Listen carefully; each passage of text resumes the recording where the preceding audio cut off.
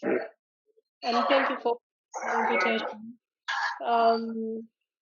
So yes, for those who have just joined in again, Dr. Ngonzi is here. Yes, would love to know if we are supposed to call you doctor or professor.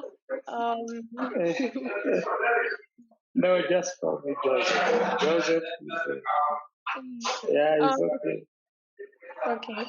So here we are some of the medical students over here, and we suggested you to join us for this so that we can learn more. Yes, from the medical field as well as the leadership field and life in general. Yes, and incoming dean of faculty of medicine, we and hear from you. So I would love to know about you, yes, and your whole character and you are going to do in a few weeks. What education in life in regard to both the medical field and leadership? Yes. Okay, thank you, Noeline, and good afternoon to this great team online. My very sincere apologies for joining in late. I was chairing another meeting with UAMS, the Saint in Mbarara train. Are you able to hear me?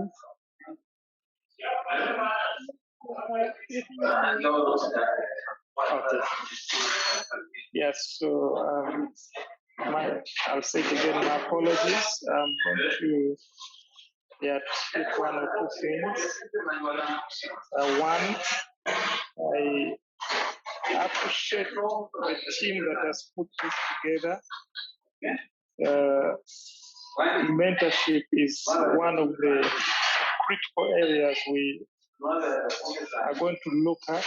Mentorship, not just for students, but also faculty in this our next 4 years term of office. And when I heard about this initiative, for me it was very exciting. It's good that you guys have run ahead of us. But be assured that you have all our support. Whatever we have within our confines as the faculty of medicine, we'll be able to disperse it over to you so that you are able to achieve 100 times much more than we have been able to achieve.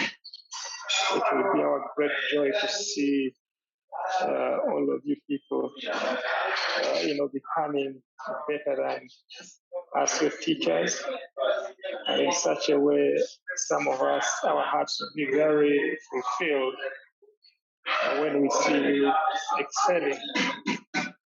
My interaction with students has been a very exciting journey. And there's a common phrase for those who ask for assistance that I usually put in there. And I'll just quote it verbatim. That please let us know how we can continue to support you in your career endeavors. But this is our service to you. And there's no need to, there are some who become apologetic, and I tell them, no need to be apologetic. Actually, this is what you're supposed to do, and much more than this. So, as we continue together, our offices will be open. Give us a phone call anytime. I know there are students who call me even around midnight. And once I'm not so deeply asleep and I hear the phone call, I'll wake up and receive it. Yeah, so just be sure that we'll move this journey together. You have your letter of support you want signed or advice, please walk in, even when it is even when it is on the compound, just stop us and we'll be able to do what we shall be able to do within the resources and time available. So I'll begin. Well, I've already begun. I'll say a few more things in regard to what you said. Yes. I wonder whether the noise in the background can be reduced. Okay, let me move to another corner of this nice hotel where I am. Thank you, Doctor. Okay, just give me like 2 minutes and I'll see whether that will be better.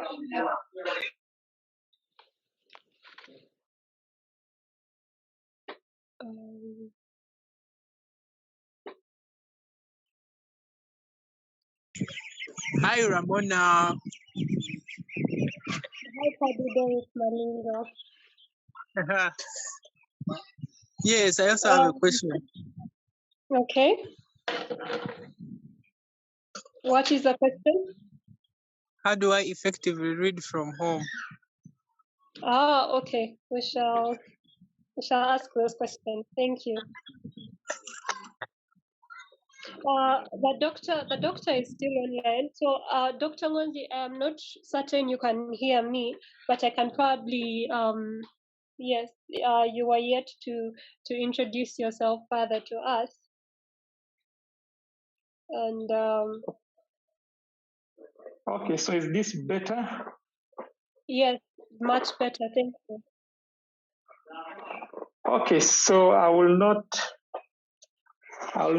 repeat what I'd said, but I'll go straight to I'll go straight to to the questions that you put forward. Yeah, so my name is Joseph Ngonzi. Of course, I went through school like all of you did, and ended up at university. I finished my I finished my high school at Ontario School and came to MUST for my medical degree, where I finished and did internship, and immediately after I registered for my master's degree in obstetrics and gynecology, 2 months to end of internship. So I was the first person to do masters of medicine in a clinical field without field experience, because I had already made up my mind that I'll become an obstetrician, and I was glad that I was allowed into the program. And along the way, I've seen quite a few more colleagues who have chosen what they want to do go that way. So I finished my master's degree in obstetrics and gynecology, and immediately I was appointed a lecturer in the same, at MUST. That was 2010. Around that time, I was, debating whether to stay at MUST or move on to, a better place, what I thought. But then I thought through myself I needed to stay and contribute to the growth of the Faculty of Medicine and MUST at large. In 4 years down the road, I was promoted to a senior lecturer, and I've been a senior lecturer for the last, coming now to 8 years. That was 2014, 2016, I enrolled for my, for a PhD program, initially at MUST, but then I discovered I needed to, get exposed to another environment. So I moved on to Europe, to Belgium. where I registered at the University of Antwerp for my PhD in medical sciences. I finished my PhD studies in 2019, 3 years and a few months down the road. It should have been exactly 3 years, but my fourth publication for the PhD delayed. But nevertheless, I did graduate in 2019. And now I'm a postdoc fellow. More into research. So I hold a postdoc position. And the academic journey, that's where it's taken me, having started all the way from Bundi Wujo, where I'm born. We got to see electricity not many years ago in the district and tarmac roads, but each one of us has got their own story to tell. Some of you have grown up in aeroplanes, but everyone's journey is shaped by their creator. In terms of leadership, I've been a leader, all through, right from primary school, secondary, university. At Master, I became a guild president. Then later on, I became the national leader for the University Students Association, which used to be very vibrant, but now it sort of died out. But I served at that level. And in 2006, when I'd gotten an endorsement to be, to vie for the Youth MP Western Region, my father put two things on the plate. He said, should you ever get into politics, you will never become a doctor. So choose.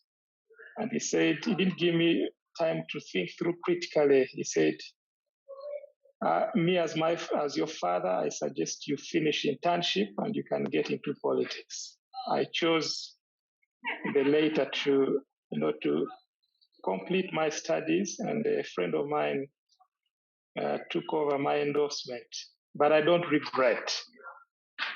So I came on into the department and I became a postgraduate coordinator for almost 6 years. I became an acting head of department for about 3 years. I became a head of department of obstetrics and gynecology, actually the first alumnus head of department of OBGYN. Historically, it had been the Chubans heading. And then 2.5 years down the road, I did contest for the position of deputy dean, which I got the opportunity to win, and I've served. My 4 years are coming to an end in 4 weeks from today. And now I have another opportunity to serve the students and faculty and humanity in the position of Dean, Faculty of Medicine, starting from 28th of August. So that's my leadership journey. I'm a fellow of the East Central and Southern African College of Obstetricians and Gynecologists, a position I'm very proud to speak about wherever I'm given the opportunity. So that's my story. What motivates me is service to humanity, is to see people achieving their dreams, is to see people growing to become who they are supposed to become. And in these remaining couple of years to serve MUST, I have no intentions of leaving MUST. I did get a job in Canada, but I turned it down. I feel more comfortable here. I did get a job in Belgium. I chose to become a visiting lecturer in the department where I did my PhD. I feel I can create more impact here than in those places. This is not to say that please don't go there. Some of you are cut out for the Western world, and some of us, are cut out for this place. So I encourage you follow the dream of your heart. If it's to go to the US or wherever, please go, as long as you're going to impact society, impact humanity. Yeah, so thank you, Noeline. I'll keep it at that. In brief, if there are any questions, that's it. I'm married. I'm married to Emily. We have three kids. Thank you. Okay. Thank you, Dr. Ngonzi. Yeah, we are your path of life as a leader and in medicine actually inspires many. I as well. And yes, how is it possible for someone to join postgraduate training for medicine 2 months after their internship?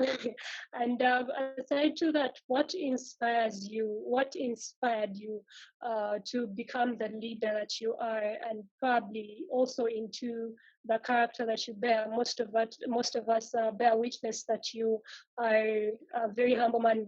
You're always out to attend to the students and all that, which you said is the reason for the office being there.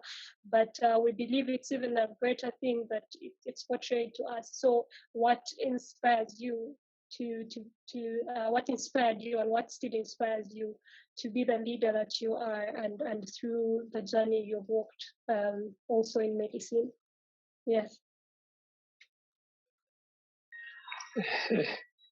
Yeah, thank you, Noeline. What inspires me? You know, there are different spheres of influence that are known. You know, academia is one of them, leadership, politics is another, and many others.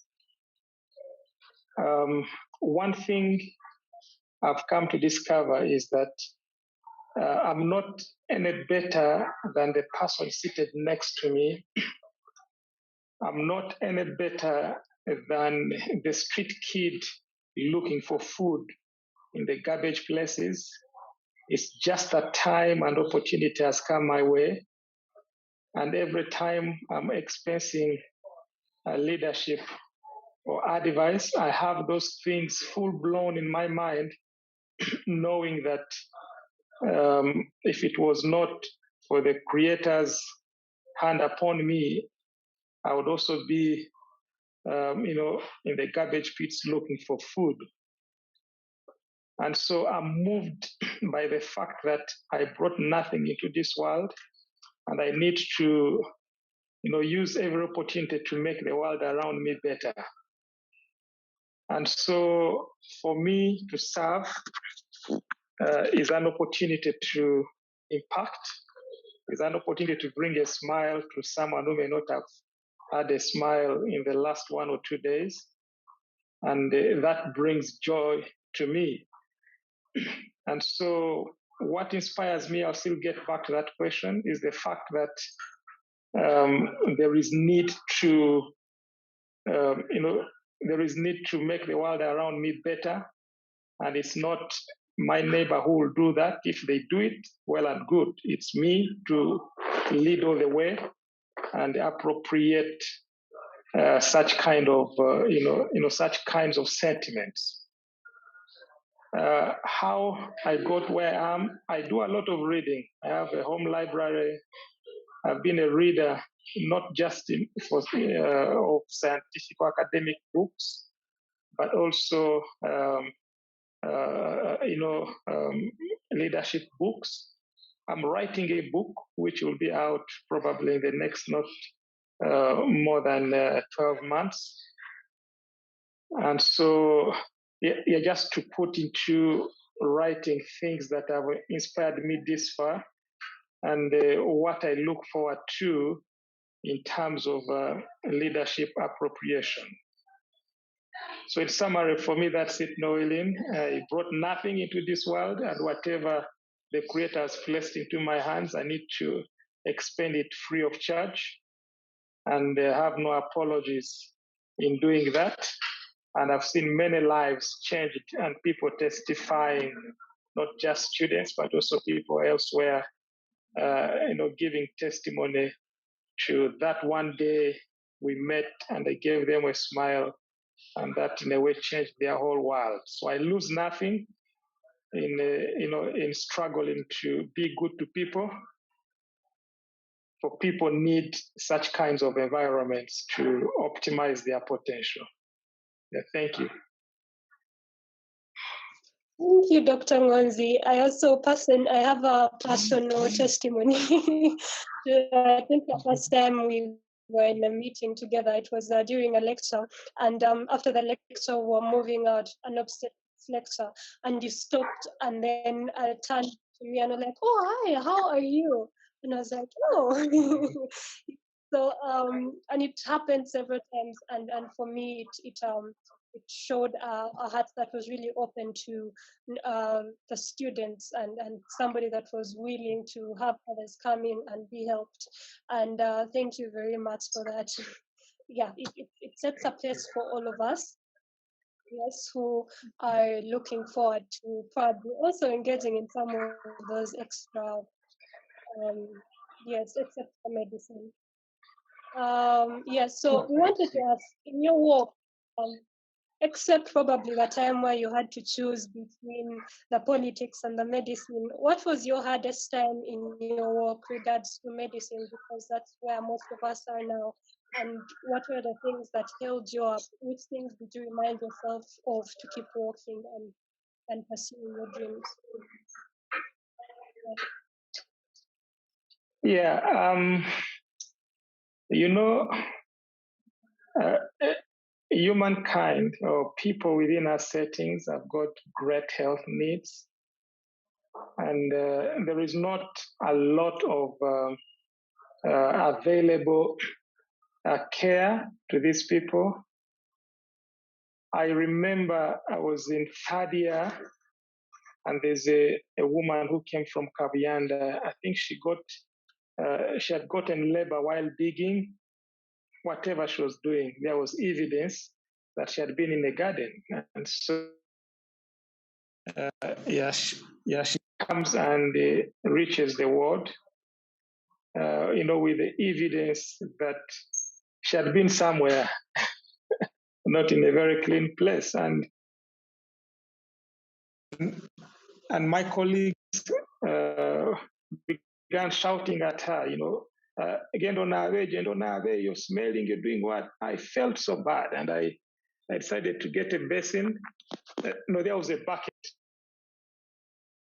There was a bucket. I got some warm water from the ward there, from Gyn ward, brought it, put it in the sluice room, and I told her and her attendant, please come and clean up here. And I'll be here. I'm not the main doctor, but I'll speak to the main doctor. As I pondered through, I discovered that our people need help, and every skill that I have, I need to, have it out there for the benefit of my patients. For me to become an obstetrician, my auntie died. My very close auntie died, from puerperal sepsis, and in Wundiwujo, and we also lost that baby, and that inspired my becoming an obstetrician, and that inspired my PhD topic of puerperal sepsis. And so I thought I should be able to contribute to clinical care and research in that particular area of microbial resistance, infections, and all that. Yes, so for me, the need for the skill I've gained in medicine, the need to have it given out for the benefit of the underprivileged moves me, and it gives me satisfaction. Yeah, thanks. Thank you, Dr. Ngonzi. Talking about research and all, many questions come up about which research opportunities are available for the students, especially the undergraduate students. Yes. Yes, and for the inspirations, I think from what you've about the loss, we are it's a pity. And from what you've spoken, it's as though we should let the experiences around us more like us having solutions to the problems that are in society. Yes. So, in regard to that, which research opportunities are available for the undergraduate students, and how can they get involved? Yes. Okay. Yeah, the research opportunities. One thing we've put at the center of our next term of office. I've discussed that with people who make up the think tank. We are going to support research groups, and these research groups will also involve students and faculty. There are different priorities in terms of research for the faculty, ranging from biomedical to clinical, to the clinical fields. And so every research group that the faculty are going to be coming, that they're going to come up with, will make sure that they'll have students in the, as part of the group, to have them mentored, to have them trained, so that when their time comes to lead such research groups, they'll be in great position to, to do something even much better than their mentors. Yeah, so which opportunities are there for students? I'll say there are quite a number. The faculty receives some research funding, not significant, but whatever we are able to get will be spread across to the research groups. We will not be able to fund individual research projects like has been the case. We think will have greater effect when we fund research groups where there is going to be great mentorship for the younger people. Yeah, so yes, there are going to be opportunities for such processes. Yeah, we have also engaged some of our partners. I've discussed with some of my research partners and encouraged my team, that for every grant application that they apply for, there's need for them to put in a component of mentorship for the undergraduate students and also postgraduate students. So my prayer is that many faculty members will be able to win some grants here and there, and that they will heed to our suggestion to include mentorship programs for the students. Yeah. Thank you, Dr. Ngonzi. We know quite well that in a multitude of counselors, there is safety. Safety not only being protected from harmful things, but also being guided. And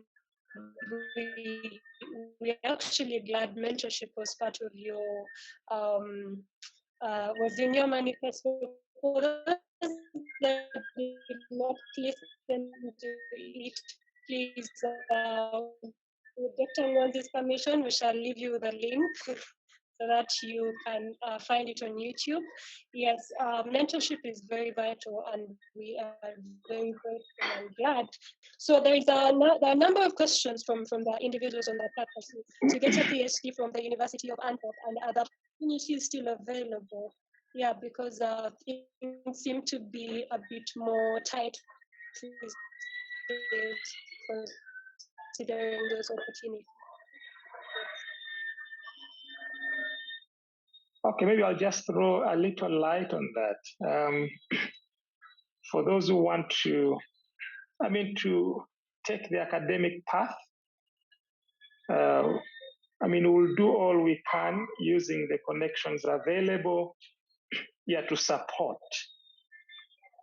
There are some younger members of faculty who come and they say, I've been struggling to get a connection to get admission to the PhD program and whatever. And, I tell them, let's sit down let's let's face this together. Let's look up the links, and whatever is possible, we'll be able to support you. So as as young people looking forward to a bright academic future, opportunities are there. You that are going through our hands, there are many other people who have trained from other different institutions, not just Master within Uganda, but in Europe, in the US, wherever. So the training that you're getting is world-class training, and you are being packaged to fit anywhere in the world. You are not a product for only local consumption. You can go and excel anywhere. I am the signing officer for ECFMG at MAST, where we certify students' academic papers, especially when they're applying, into foreign service like Canada or US. I've seen many people come and they succeed wherever they go. So don't put your eggs in one basket. Know that you have the ingredients to excel anywhere in the world, in any environment, and keep focused, keep moving. You'll achieve what your heart desires. Lastly, from me, I've seen questions about the books that I read. I read quite a number of books. We can have one-on-one. I've read books like the 7 Habits of Highly Effective Leaders. I've read books by John Maxwell, How to Win Friends, How to Delegate. I've read books, about, Dare to Lead by Brent Brown, the 21 Irrefutable Laws of Leadership. So quite a number.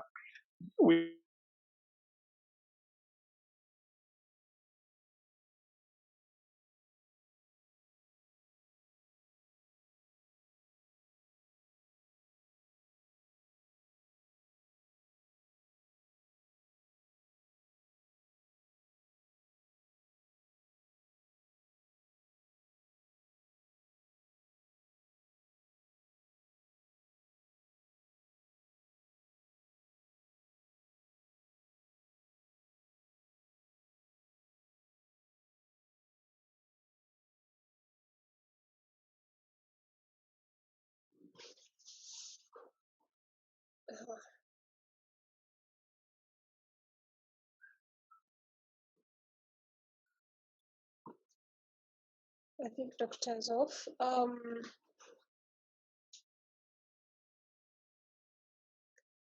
Hi, people. I think the Doctor's network is amazing. So we shall wait for him for a short while, probably. Most of you have questions on research and all, and we did not intend today's interview to be only about research, but those questions will be answered. I think with time, the answers will be availed. The Dean's office will be open for us all, and we shall work hand in hand with those in place to actually see that we get our questions answered.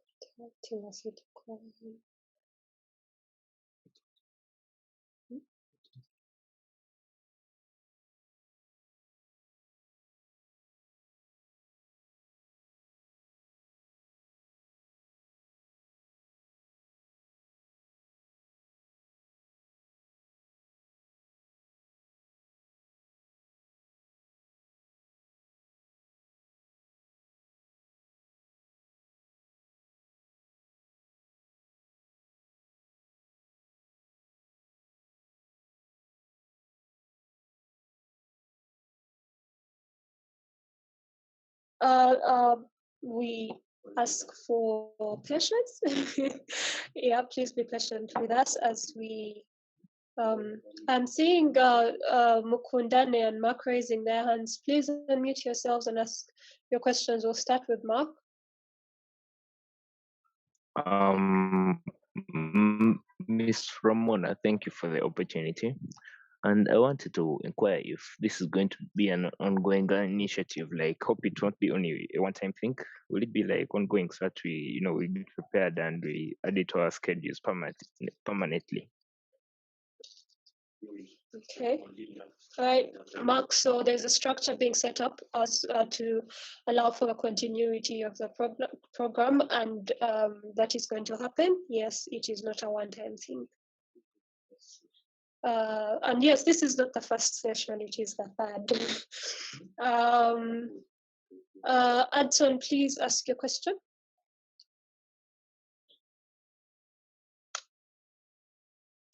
Thank you, Doctor, for an inspirational talk. Doctor, I have one question. I've seen some doctors practice for years and they still remain poor. So how can one practice professionally at the same time being financially stable?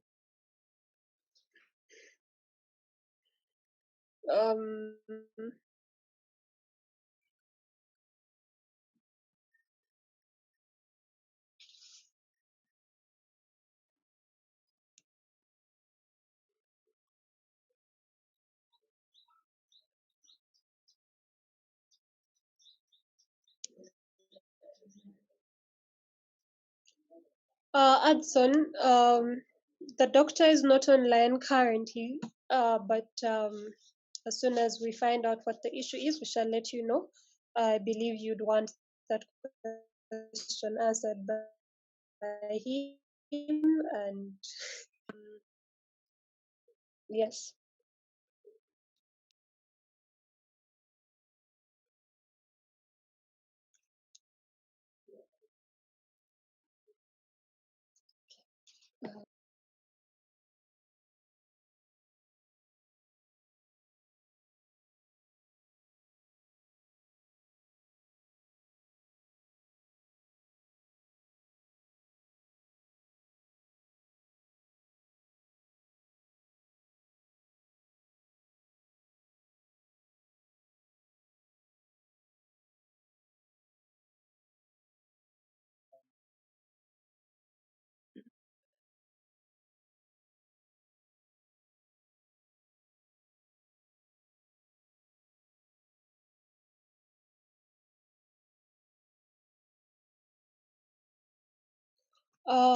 So guys, thank you very much for attending the session. Yes, thank you very much for attending the session. We are glad you came through. We request to be pardoned for the delay, firstly in the beginning of the session, and also for taking more of your time. Yes, and if I hope most of your questions have been answered, not going beyond the questions that, also the questions that have not been asked. I hope they were answered one or another. Yes, and we'll just give it a few more minutes. If the doctor is not on, we shall dismiss the meeting. Yes, but we are glad you came through, and we are glad we had him for a few minutes. We had him. Thank you. Yes, so we can wait. The doctor will be with us in a few. If you can, please do. Yes, your questions will be answered. You can still bring in more of your questions. I think that we group them up and ask just a few. Yes, yes, we'll do just that.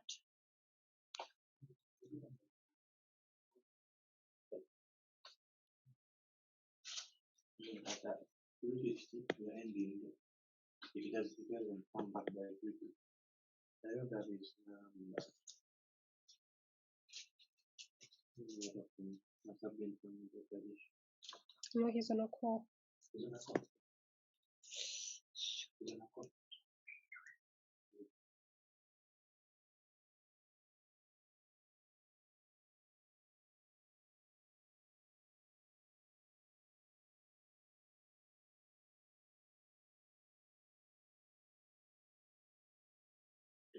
Again, we apologize for the delay.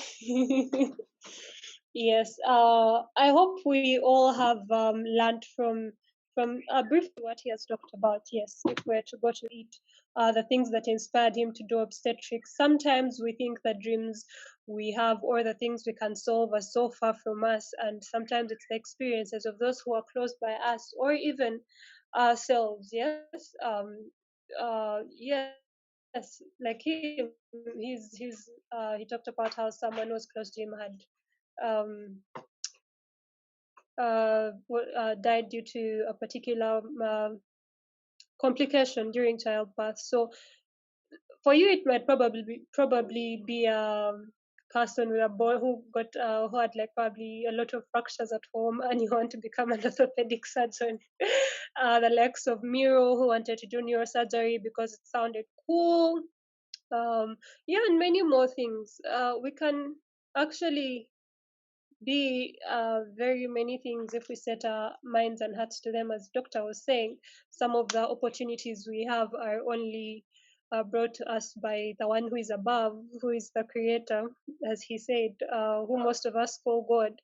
So yes, let us apply our hearts and minds unto the wisdom that is being spoken to us, so that we do not fall out of the path that we are walking. Yes, and yes, yes, we are glad to have had him here. So the meeting will end in a few minutes in case um, the doctor is not yet on. No, Noeline, I'm on. Sorry, I thought Uh, it had ended and I jumped off. Sorry.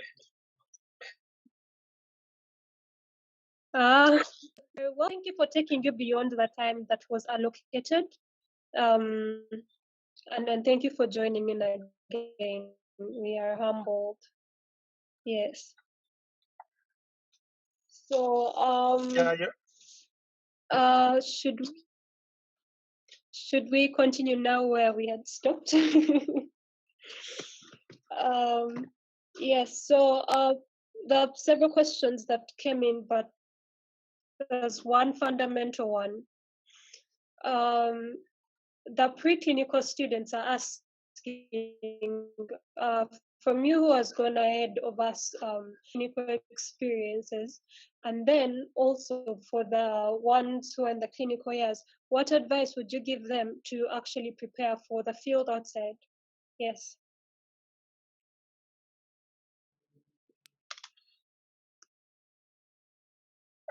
for the preclinical students, let me just be sure I got your question right. Are you asking that what advice do I give them to prepare for the clinical side? I'm not sure. Yes, doctor, that was the question. Okay. Okay. In case you get any cuts in my network, I've gotten on the road now. I'm driving, but nevertheless, we'll try to respond, to some of those questions. Yeah. So the preclinical side is a preparatory ground for the clinical world, and I usually advise people to optimize every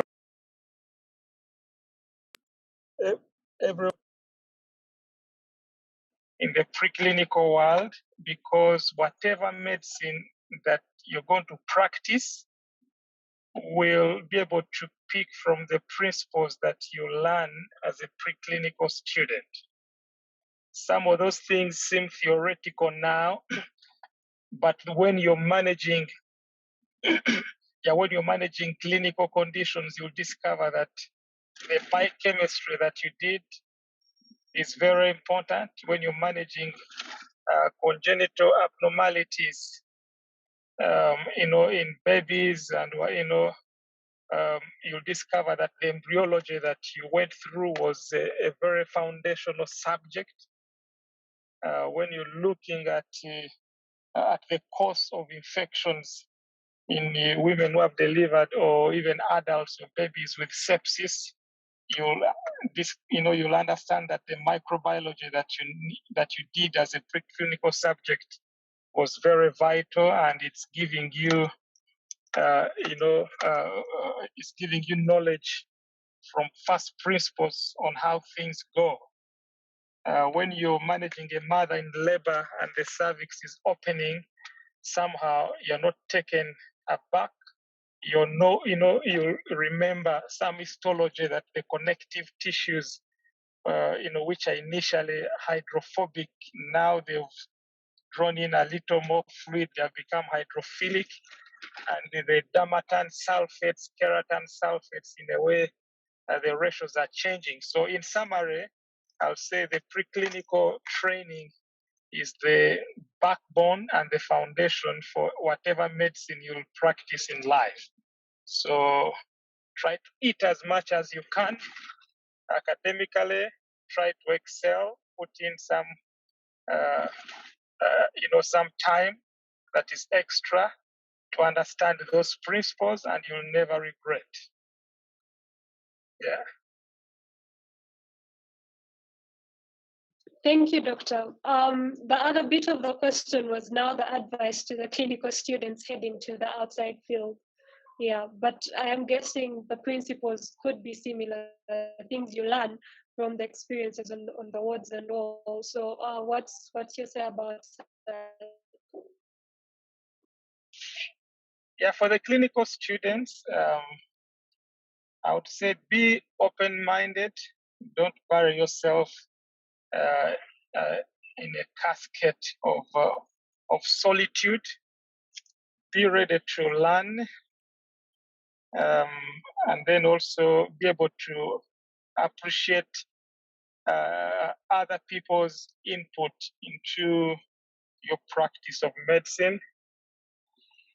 Be empathetic to your clients or the patients that will come, and also know that you as a clinician, you're not the god of medicine.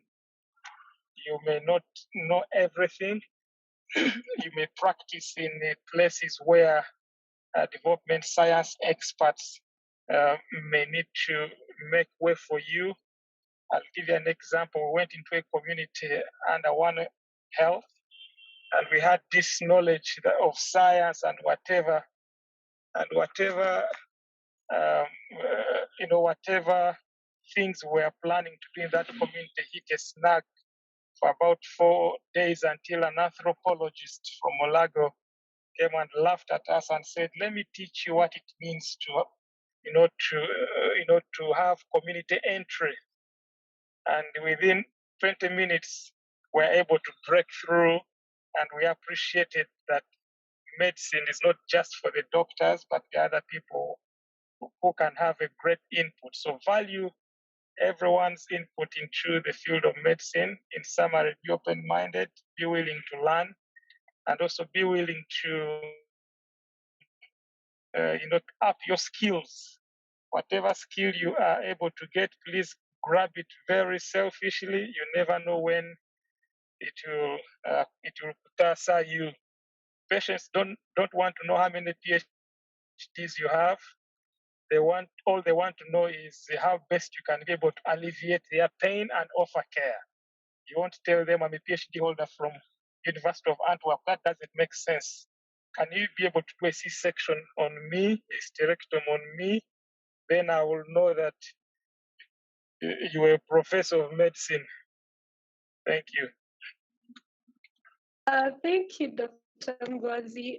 We have a question from the audience, and one common one that everyone seems to be asking. Is there money in medicine?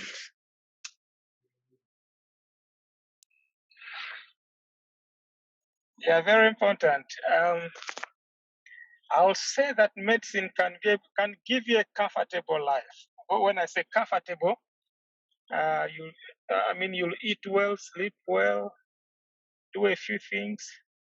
Is there money in medicine? I'll say there's enough money to make you comfortable, but also if you want to to affect life beyond you, pay some school fees, do a few things for other people, which for me is the meaning of life, really. Being able to extend a service to someone who may even never say thank you or even never pay you back. You can use your skills in medicine, yes, to acquire a little more. In this competitive world, you may need to do other extra things. Being a doctor does not mean that you cannot own a business, that you cannot do other things. You can get into research where some of us are. For me, I'll proudly say that 50% of my income does not come from mainstream medicine, but from research. So research is another area that some of you can get interested in, and I'm very sure that you will not regret. Yeah, enter into partnerships, with people who have the time to do business. You can also, doctors can also enter into low risk businesses, real estate, and others. So I'll say yes, there is money in medicine. It may not build you an arcade within a week, but somehow you'll be able to get some money, whether in private practice or other ways. Thank you, Doctor. We'll take one question from the audience. I see one hand up. Adson, please unmute and ask the question. I think that will be, the second last of them.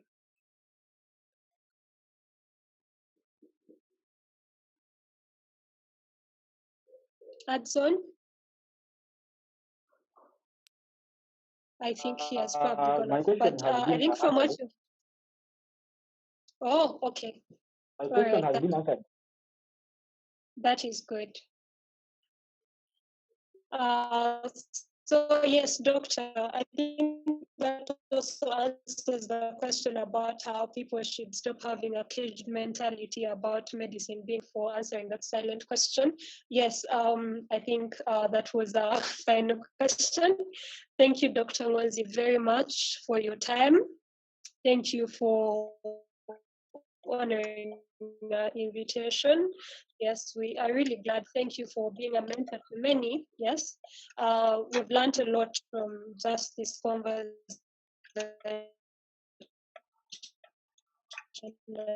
Some of us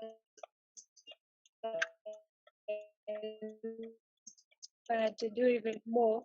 Yes, and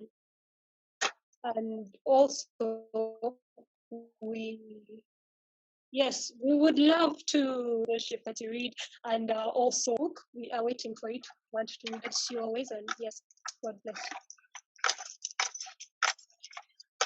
Okay, thank you very much, Noeline and the team. Those for organizing this. I'm very sure that an endeavor in this direction will be greatly supported from our side. We shall continue to act as a bridge between you and the main administration. So please don't hesitate to reach out to us in any way. I see a question saying, when are medical schools reopening? We've had a series of meetings over this. The last one was with the National Council for Education. We generated a letter that went to the Minister of Education. We were informed that it will be discussed in detail with the task force and the president, and communication will come through. Yeah, so thank you very much, people. Have a very nice weekend, and the organizers, you deserve a cup of tea, a virtual one, and we'll see how that happens.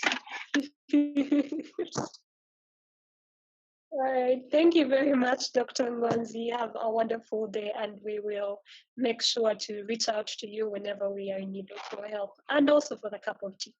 Thank you very much. Yes, to the participants, thank you so much for attending. We are glad you're here and for being patient with us. and with the breaks in time and all. Thank you very much for attending. I hope you are blessed and inspired by the talk. And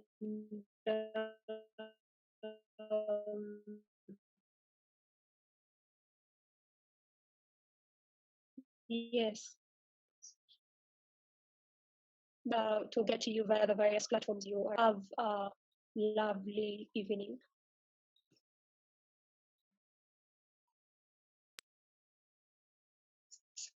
But it's asking for my number.